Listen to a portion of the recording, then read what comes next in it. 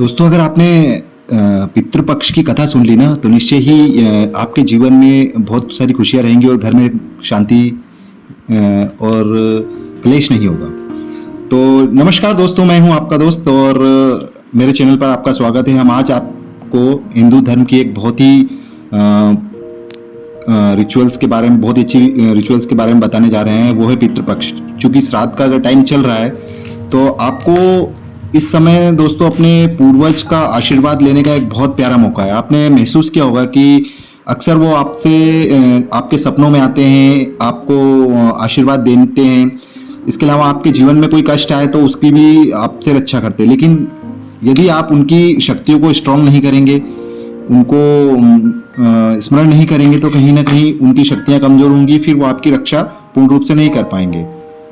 और इसके लिए मैं आपको बता दूं कि किस तरीके से चीजें होती हैं और बहुत ही सिंपल रहता है दोस्तों, है ना। पितृपक्ष के इस पावन अवसर पर आपको पितृपक्ष की कथा अवश्य सुननी चाहिए। ना सिर्फ आपको, अपने फैमिली में जो भी हो उनको एक बार इस कथा से वाकिफ करवाना चाहिए और उसका महत्व बताना चाहिए। ये कथा सुनने के बाद आप निश्चय ही सोच भी नहीं सकते कि आपके जीवन में खुशियां रहेंगी, आपके परिवार में कहीं कोई क्लेश नहीं होगा।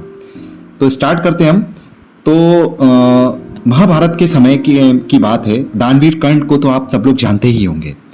कर्ण के जीवन भर गरीबों और जरूरतमंदों को बहुत मदद करी, सोना, रत्न, धन, वस्त्र, सब कुछ। लेकिन वो एक बात भूल गया, उन्होंने अपने पितरों के नाम पर कभी अन्न और जल का दान नहीं किया।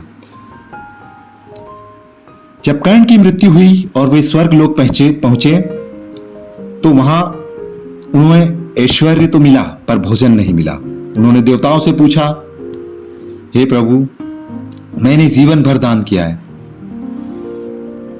फिर भी मुझे भोजन नहीं क्यों नहीं मिल रहा है?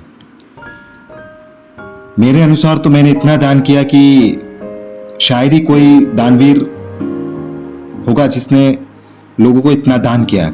तब देवताओं ने कहा, कर्ण, तुमने धरती पर सोना, रत्न तो खूब दान किया, लेकिन अपने पितरों को कभी जल और अन्न अर्पित नहीं किया, इसलिए तुम्हें भोजन का अधिकार नहीं है।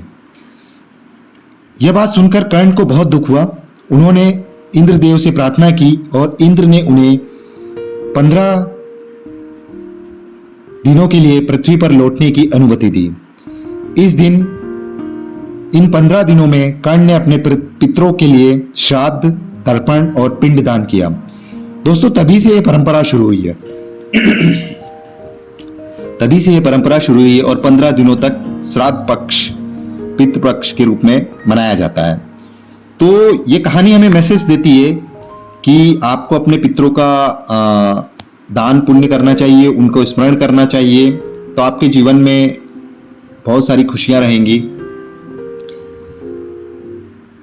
इसके अलावा दोस्तों, इस कथा से हमें एक बड़ा संदेश मिलता है कि जैसे पेड़ अपनी जड़ों से शक्ति पाता है, वैसे ही हम अपने पितरों से की वजह से हैं।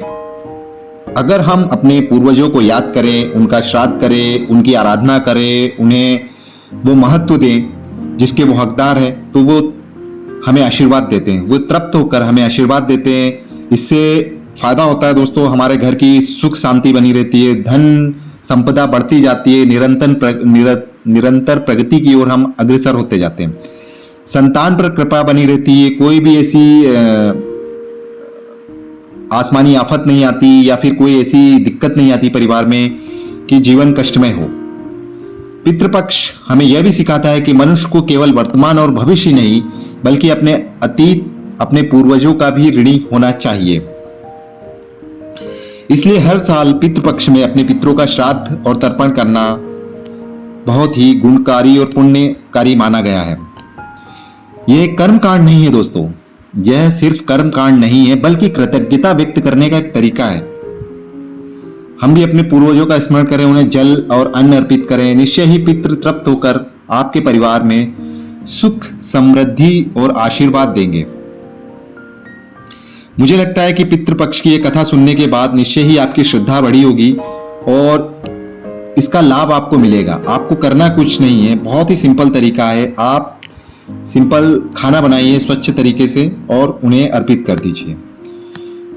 आप उन्हें अर्घ भी दे सकते हैं। तो ये एक सिंपल सी प्रोसेस है, आपको कहीं कोई आडंबर करने की आवश्यकता नहीं, बहुत ही सिंपल तरीके से आप करिए।